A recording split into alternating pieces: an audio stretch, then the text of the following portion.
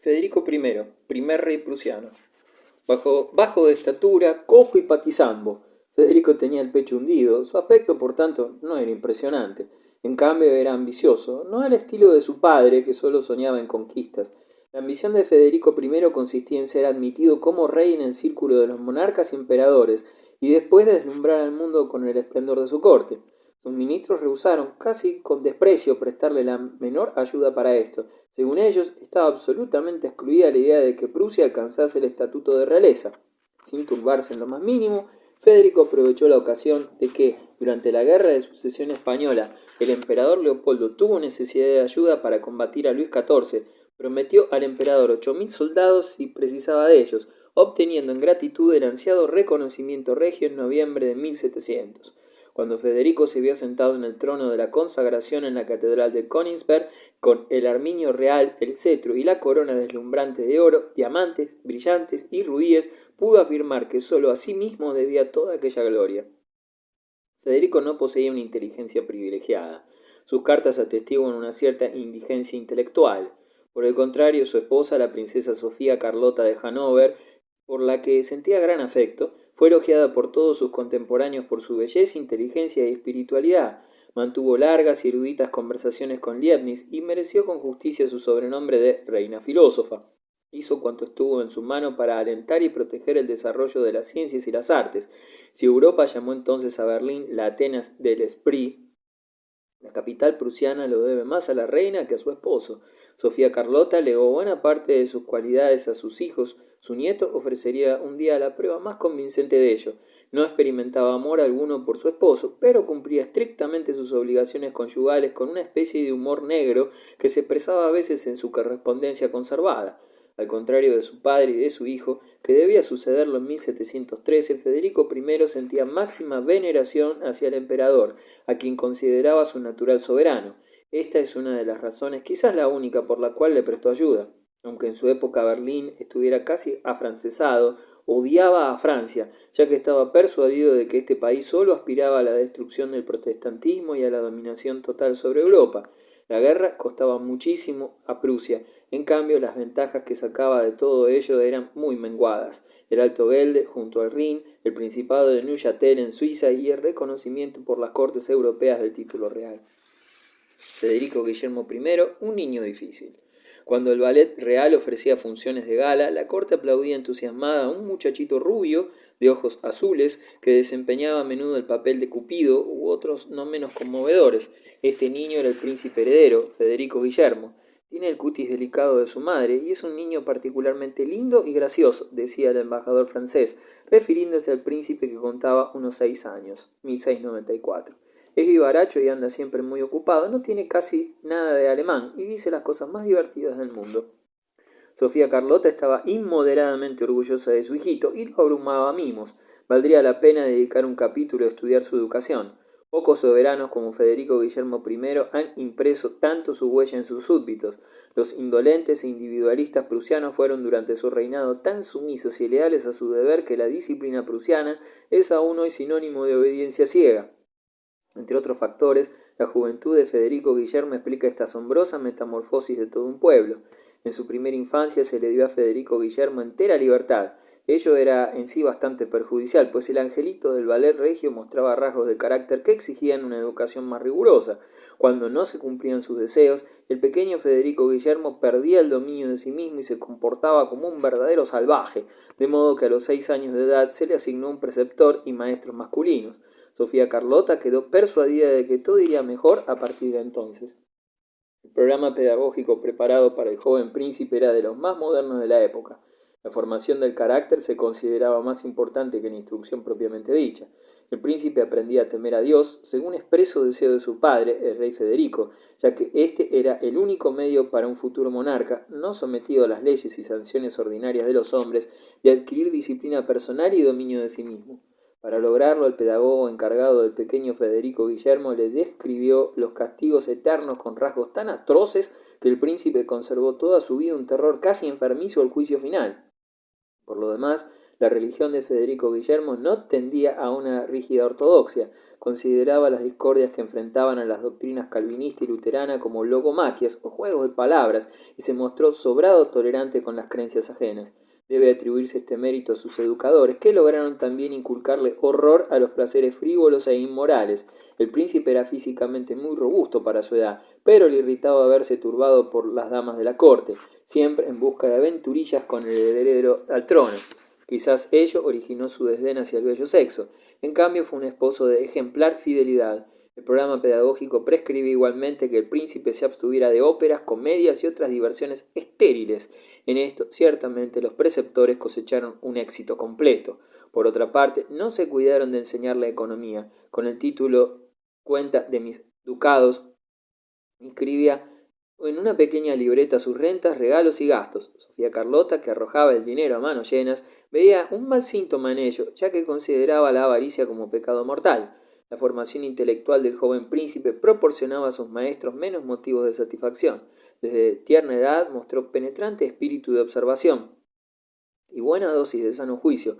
Mostrábase con frecuencia agudo y presto para la réplica, gozaba de excelente memoria para cuanto le interesaba y desdena ningún interés para las cosas sin valor práctico inmediato o en las que no entreveía una posible utilidad. Solo conocía 5 o 6 palabras de latín y no podía con la conjugación del verbo más simple. La única frase latina que logró aprender de memoria revelaba su carácter. El temor de Dios es el principio de la sabiduría. Pese a su desprecio agresivo hacia la lengua de los antiguos romanos, Federico aprendió frases que estropeaba sin el menor empacho.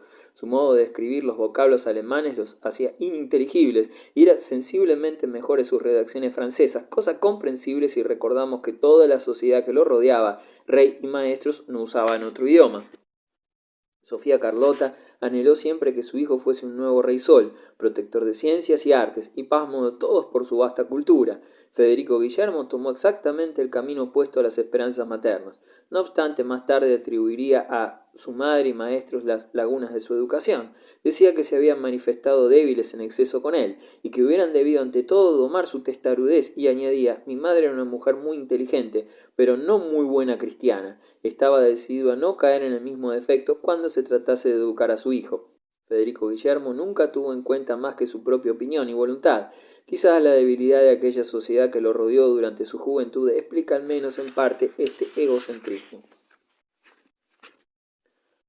Rusia, los primeros Romanov. El zar Alexis, Filareto Romanov, un Richelieu ruso. Con el advenimiento de Miguel Romanov terminó el Gran Desorden, período que destruyó inapreciables valores humanos sin crear otros nuevos. Difícilmente se halla en toda la historia del mundo otra revolución más estéril. Miguel Romanov era hombre piadoso y dotado de buena voluntad. El pueblo ruso, convencido de su bondad y sus excelentes intenciones, nunca acusó al padrecito de crímenes perpetrados durante su reinado, sino que cargó la responsabilidad sobre sus colaboradores. De ordinario, en aquellos tiempos, los que eran víctimas de cualquier injusticia no tomaban otro partido que el de resignarse y se consolaban citando el proverbio: el cielo está muy alto y el zar muy lejos. El hombre más poderoso del país fue, hasta su muerte en 1633, el padre del zar, Filareto Romanov, que recibió la dignidad de patriarca. Esta especie de Richelieu ruso poseía la energía y experiencia política que faltaban al zar. Filareto sabía que podía contar con el clero y con los boyardos, y no debe olvidarse que la iglesia rusa tenía, gracias a sus extensas posesiones y a sus enormes riquezas, un poder decisivo en la sociedad del siglo XVIII. En 1617 Filareto pudo poner término a la guerra con Suecia, merced al tratado de Stolbowa, por el que Gustavo Adolfo devolvió el territorio de Novgorod y reconoció a Miguel Romanov como zar de Rusia. Por su parte, Suecia obtuvo las provincias de Keltholm e Ingermanland. En cambio, la guerra ruso-polaca prosiguió hasta el año siguiente, 1618. Mediante un armisticio, Rusia hubo de ceder a Segismundo una serie de plazas fuertes en sus fronteras occidentales. En contrapartida, su hijo Ladislao renunció definitivamente al trono de Rusia. Medio siglo más tarde, 1667, por el armisticio de Androsowo, los rusos pudieron recuperar la mayor parte de los territorios cedidos con anterioridad a Polonia. Al propio tiempo, la Ucrania oriental se convirtió en territorio ruso. Filareto dedicó su atención a cicatrizar las heridas sufridas por Rusia durante los últimos calamitosos tiempos. Elaboró una relación de las riquezas nacionales para fijar debidamente los impuestos, editó un código civil, 1649, militarizó la administración local de las provincias, convirtió al ejército mercenario en milicia permanente y creó una asamblea elegida por el pueblo para colaborar con el gobierno. Alexis Mikhailovich, hijo y sucesor de Miguel, manifestó tener buenos sentimientos, realizar buenas acciones constituía su mayor alegría, pero este zar, a quien las crónicas rusas ensalzan por su dulzura y afabilidad, también era capaz, cuando se encolerizaba, de insultar a su suegro en presencia de todos, abofetearlo, tirarle de la barba y arrojarlo del salón del palacio como a un perro. Servidumbre campesina e injusticias sociales. Alexis se preocupó de llevar a cabo una reforma legislativa, pero carecía de la energía necesaria para someter a los boyardos. Así, bajo el gobierno de los dos primeros Románov, los campesinos rusos fueron sumidos cada vez más en la esclavitud. En el transcurso del siglo XVII, Rusia llevó a cabo una profunda transformación, comparable a las reformas sociales de Diocleciano y de Constantino en tiempos del Imperio Romano. El régimen de Rusia en el siglo XVII consistía en una especie de socialismo estatal. Algunas clases sociales eran colectivamente responsables del pago integral de las contribuciones. En el campo, esta responsabilidad colectiva era asumida por el MIR, la comunidad aldeana. Es lógico que desde entonces los aldeanos tuvieran interés en evitar toda disminución en la población integrante del MIR. Esta responsabilidad colectiva equivalía a la sujeción económica del campesino con respecto a su propietario, a su señor, y en consecuencia afincar a los mújica la tierra, lo que traía aparejada la servidumbre. De igual manera, el artesano y el comerciante estaban ligados a su profesión y a su ciudad. Las injusticias sociales ocasionaron continuas rebeliones. Foco de todos estos movimientos populares era el pueblo cosaco, en las regiones fronterizas del sur y suroeste. Algunas tribus cosacas habían permanecido seminómadas y proveían a sus necesidades básicas gracias al bandolerismo. Esclavos y campesinos fugitivos de otras regiones se unieron a ellos. La rebelión de Stenka Razin. Hacia 1670, estas hordas habían logrado cohesión bajo un jefe, el Hetman Stenka Razin. Acerca de este personaje, dice el historiador Markov, a pesar de ignorar Stenka Razin todas las doctrinas sociales, predicaba desde luego la igualdad social y una especie de comunismo. Era Razin en este periodo de su vida atrayente por su elocuencia y por sus acciones, en las que brillaba algo de verdadera humanidad, pero a medida que iba creciendo su fama, fue cambiando de carácter. Este llevó a cabo correrías victoriosas en territorios rusos y persas, apoderándose de enormes cantidades de seide y otros tesoros que atrajeron a muchos bandoleros a sus filas. Incluso los Streltsy fraternizaron con el Hetman rebelde.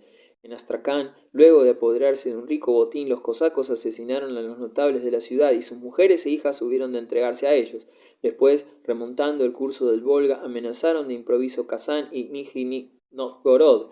Si Stenka Razin hubiera logrado apoderarse de estas ciudades, habría tenido abierto el acceso a Moscú. Pero no tuvo tiempo para ello. Fue detenido por un cuerpo de tropas ejercitadas en la técnica occidental y como Stenka Razin carecía de las cualidades inherentes a un estratego y no era otra cosa que un enérgico jefe de bandoleros, el fin era predecible. Sus hordas fueron derrotadas con muy poco esfuerzo y con la pérdida de millares de sus seguidores. Stenka Razin pudo emprender la fuga, pero poco tiempo después fue capturado y conducido a Moscú. Este célebre personaje murió decapitado después de sufrir atroces suplicios. Las leyendas y canciones populares ucranianas convirtieron a Stenka Razin en un héroe que luchó por la libertad de su pueblo. De hecho, su guerra de liberación no había cambiado nada ni obtenido fruto alguno. Los funcionarios permanecieron en la misma corrupción y los terratenientes siguieron tan crueles y despóticos como antes. El majestuoso Kremlin contrastaba con los barrios pobres de Moscú. Las miserables casas de madera y los sórdidos tugurios Resultaba muy peligroso pasear por Moscú a partir de la caída de la tarde. No pasaba noche sin que alguien fuera asesinado. El arrabal de los extranjeros. El barrio alemán vivía allí en otra atmósfera muy distinta. No solo residían alemanes, sino también holandeses, escoceses e ingleses emigrados durante el régimen de Cromwell. En su mayoría eran comerciantes, artesanos, profesores, médicos y farmacéuticos. El barrio acabó siendo una especie de ciudad cultural para las clases superiores de la sociedad rusa. La influencia occidental comenzaba también a dejarse sentir en el ejército, puesto que muchos mercenarios escoceses o de otras nacionalidades, reducidos a la inactividad por la paz de Westfalia, 1648, habían encontrado allí ocupación. Muchos de los grandes señores se hallaban bien dispuestos con relación a los extranjeros, entre ellos 2 estadistas que ocuparon las funciones correspondientes a las de canciller del imperio, Cito-Hocking, noble e inteligente filántropo, y Matiejev, que prosiguió la obra de su antecesor y franqueó a la corte el acceso a la civilización occidental.